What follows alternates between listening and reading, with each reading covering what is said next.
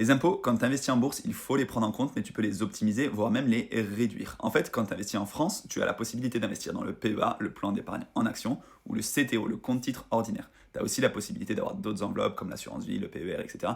Mais on va rester sur les deux principales. Le PEA, ça te permet d'investir dans des actions françaises et européennes.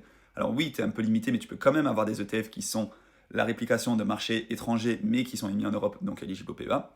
Alors que le compte titre, il te permet d'investir sur toutes les entreprises du monde.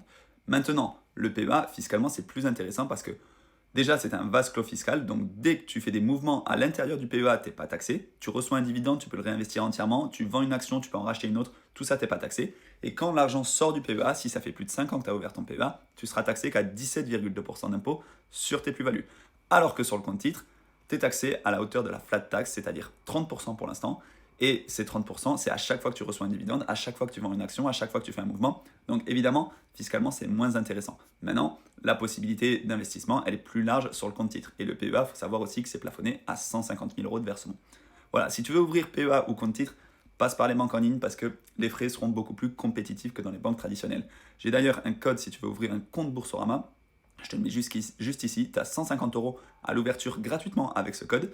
Et ensuite, tu pourras ouvrir ton PEA, voire même ton compte titre sur Boursorama. Après, rien ne t'empêche de diversifier les plateformes. Tu peux aller sur Fortuneo, tu peux aller sur Trade Republic, tu peux aller sur DeGiro, tu peux aller sur Bourse Direct. En fait, tu peux aller sur différentes plateformes pour investir, mais vraiment, cherche à optimiser les frais, c'est hyper important.